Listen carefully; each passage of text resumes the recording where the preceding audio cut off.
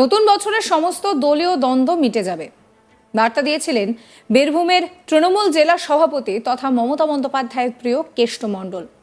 রাজ্য সরকার আয়োজিত হস্তকুটির শিল্প মেলায় এক মঞ্চে দেখা গিয়েছিল জেলা সভাধিপতি কাজল শেখ এবং অনুব্রত মণ্ডলকে, কিন্তু দলের উপপ্রধানের বিরুদ্ধেই তোলাবাজি সহ নানান দুর্নীতির অভিযোগ তুললেন কাজল শেখ। তার কাছে দলীয় উপপ্রধান মামুন শেখের বিরুদ্ধে রয়েছে ভুরি ভুরি অভিযোগ, তার প্রমাণও রয়েছে। সাংবাদিক বৈঠকে সেই বিষয়টাই তিনি জানান। দলীয় উপপ্রধানের বিরুদ্ধে এইভাবে প্রকাশ্যে কাজল শেখ মুখ খোলায় শোরগোল পড়ে গিয়েছে জেলার রাজনীতিতে। প্রসঙ্গত, তৃণমূলের এই উপপ্রধানের বাড়িতে কিছুদিন আগেই দুষ্কৃতীরা বোমাবাজি করে বলে অভিযোগ দায়ের করেছিলেন ওই উপপ্রধান। সেই বোমাবাজিও নাকি নিরাপত্তা পাওয়ার একটা ষড়যন্ত্র, সেই দাবি কাজল শেখের।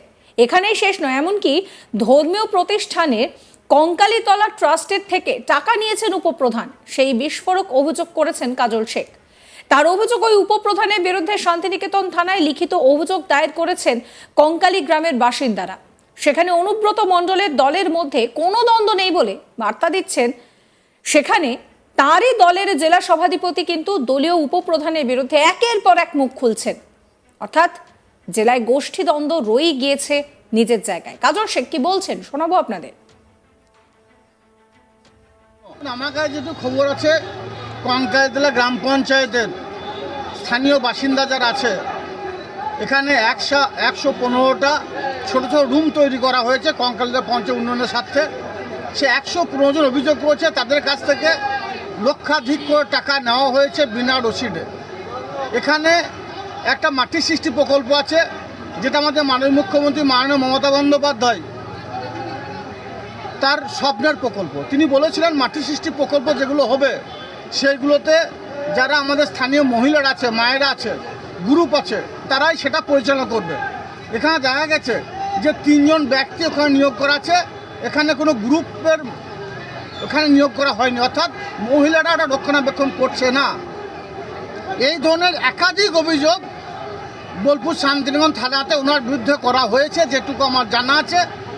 সেই অভিযোগের ভিত্তিতে এরিয়ার মানুষ একটু উত্তপ্ত আছে, সেই ভয়ে ভীত হয়ে উনি হয়তো পুলিশ প্রোটেকশন পাওয়ার জন্য এই ধরনের যে মিথ্যা সাজানো ঘটনা তিনি করছেন বলে আমার মনে হয়।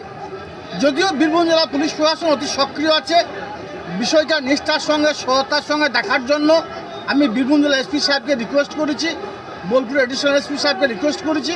ওনারা দেখছেন, তো এটা সত্য নয় বলে আমার বিশ্বাস। কারণ 2023-2024 যে নির্বাচনগুলো আমরা করেছি বীরভূম জেলা কোর কমিটি, কোনো ক্ষেত্রে বোমাবাজি গুলিবাজি হয় নাই। অর্থাৎ বীরভূম জেলায় না কোনো বোম ছিল, না কোনো গুলি ছিল। জানি না কী জন্য, কোন অজানা রহস্য হঠাৎ এসে উদ্ঘাটিত হয়ে গেল বীরভূম জেলায়, যার জন্য আবার বোমাগুলি চালু হয়ে গেল। এটা না হলেই ভালো হয় বলে আমি মনে করি।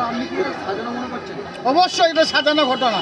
2 দিন পরে পুলিশ তদন্ত করছে, আসল সত্য অবশ্যই উদ্ঘাটিত হবে। উনি ভয়ে ভীত হয়ে এই ধরনের কাজ করছেন বলে মনে করি। ওনার বিরুদ্ধে একাধিক অভিযোগ আপনার শান্তিনিকেতন থানায় গেলে বুঝতে পারবেন।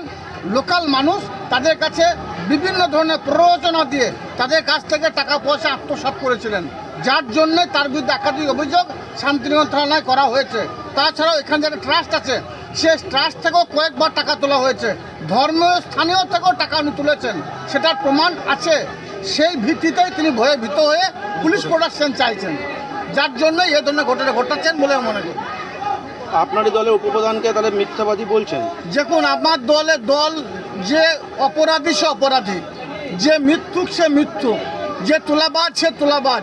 এটা আমাকে শিখিয়েছেন আমার দলনেত্রী মমতা বন্দ্যোপাধ্যায়। তিনি যে খারাপ কাজ করবে, দুষ্কর্ম করবে, তার এই দলে ঠাঁই হবে না। এটা মমতা বন্দ্যোপাধ্যায়, অভিষেক বন্দ্যোপাধ্যায়ের নির্দেশ।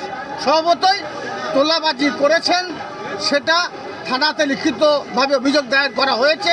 তিনি মানুষকে প্ররোচনা করেছেন, মিথ্যা পথে মানুষকে পরিচালনা করেছেন, থানাতে লিখিত অভিযোগ দায়ের আছে, সেগুলো তদন্ত চলছে। সেই ভয়ে ভীত হয়ে উনি এই ধরনের ঘটনা ঘটাচ্ছেন, যাতে মানুষের সামনে অন্যভাবে নিজেকে তুলে ধরার চেষ্টা করেন, কিন্তু সেটা প্রমাণ হবে না। ওনাকে বলবো আপনি নিশ্চিন্ত থাকতে পারেন। গত সপ্তাহেও মিটিং ছিল কঙ্কালীতলা গ্রাম পঞ্চায়েতে, আমার এমএলএ সাহেবকে আমি পাঠিয়েছিলাম এই ধরনের ঘটনা না ঘটার জন্য। এমএলএ সাহেব, পঞ্চায়েত সভাপতি পঞ্চায়েত উপস্থিত ছিলেন, তিনিও এসেছিলেন পঞ্চায়েতের মিটিংয়ে এবং বাড়ি গেছেন। আবার 10 তারিখ মিটিং আছে, তেনাকে আপনাদের মাধ্যম দিয়ে আসার জন্য বলবো, নিশ্চিন্ত থাকতে পারেন। কঙ্কালতলা গ্রাম পঞ্চায়েতের মানুষ, নানুর বিধানসভা মানুষ, বীরভূম জেলার মানুষ অশান্তি চায় না, কাটাকাটি খুনোখুনি রাহাজানি চায় না। কারণ মমতা বন্দ্যোপাধ্যায় উন্নয়নের মাধ্যমে মানুষের মনের মণিকোটায় পৌঁছে গেছেন। স্বভাবতই আমরা উন্নয়নের পথে হাঁটছি, কাটাকাটি খুনোখুনি রাহাজানির পথে আমরা হাঁটছি নাই আর হাঁটবো না, আর কাউকে হাঁটতে দেবো না। অন্যদিকে উপপ্রধান মামুন শেখ শান্তিনিকেতন থানায় তার বাড়িতে বোমা মারার ঘটনায় লিখিত অভিযোগ দায়ের করেছেন, কিন্তু কাজল শেখের মন্তব্যের উত্তর দিতে নারাজ মামুন শেখ। কি বলছেন মামুন শেখ, শুনুন। আপনারা জানেন যে আমি 12/11/2024 তারিখে একটা অভিযোগ পুলিশকে করেছিলাম। সেখানে আমার যা বক্তব্য লিখিত আকারে জমা দিয়েছিলাম এবং তার প্রতিলিপি জেলা শাসক, পুলিশ সুপার, এসডিপিও সমস্ত আধিকারিক যাদেরকে পাঠানো তাদেরকে আমি পাঠিয়েছিলাম। সেখানে আমি যে পঞ্চায়েত ঢুকতে আমাকে বাধা দেওয়া হচ্ছিল দীর্ঘদিন ধরে এবং আমাকে প্রাণনাশের হুমকি হতে পারে সে আশঙ্কা প্রকাশ করেছিলাম। এবং তারপর আমি লাইকবাজারে দলীয় তৃণমূল কংগ্রেস কার্যালয়ে আপনাদের মাধ্যমে সবিস্তারে সে ঘটনা তুলে ধরেছিলাম। এবং গতকাল দেখলাম আমি হঠাৎ রাত্রিবেলায়, আমি তখন বোলপুর তৃণমূল কংগ্রেস কার্যালয়ে ছিলাম বিকালে, তারপর স্টেডিয়াম মাঠে নেতাজি কাপের খেলা সেখানে এসেছিলাম। তারপর আমি সেখানে দেখলাম যে আমার মা আমাকে কাঁদতে কাঁদতে ফোন করলো হঠাৎ রাত্রি, তখন 8:21 বাজে, যে বাড়িতে মনে হচ্ছে বোমা ফাটলো আশেপাশে কোথাও। এবং সঙ্গে সঙ্গে আমি পুলিশকে জানাই। তারপর আমি সেখান থেকে কয়েকজনকে নিয়ে ভীত অবস্থায় আমার বাড়ির উদ্দেশ্যে যাই এবং গিয়ে দেখি ততক্ষণে পুলিশ গাড়ি সেখানে ছিল, পুলিশরাও ছিলেন। তারপর পুলিশকে সঙ্গে নিয়ে বাড়ির কাছাকাছি যাই। সেখানে গিয়ে দেখি যে আমার বাড়ির একদম দরজাতে, মেন গেটে, সেখানে বোমা ফাটা অবস্থায় যে সমস্ত সুতলির দড়ি টড়ি যেগুলো পড়ে থাকে ছিল। এবং তারপর পুলিশ খুঁজতে খুঁজতে দেখলো যে পাশেই গেটের কাছেই আবার একটা তাজা বোমা, যেটা হয়তো ছোড়া হয়েছিল ফাটেনি, সেই বোমাটাও ছিল। সেটা পুলিশ উদ্ধার করেছে। এবং আমি এখন যথেষ্ট প্রাণ সংশয় আছি।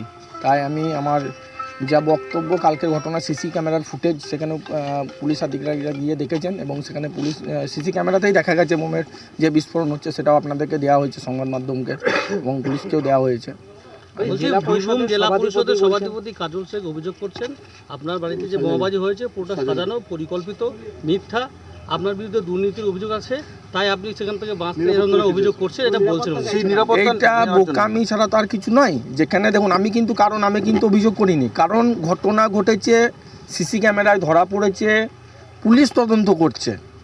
তাহলে এখানে কে দোষী কে সাজানো সেটা তো পুলিশ তদন্ত করে পুলিশ বলবে। এখানে আমি বলি বা উনি বলুন বা ব্যক্তিগত কেউ তো এখানে মত করতে হয়। তাহলে এখানে তদন্ত প্রক্রিয়াটাকে নিশ্চয়ই বন্ধ করে দেওয়ার চেষ্টা হচ্ছে বলে আমার। সাবস্ক্রাইব করবেন আজ তাক বাংলার ইউটিউব চ্যানেলকে, ফলো করতে ভুলবেন না হোয়াটসঅ্যাপ চ্যানেলও।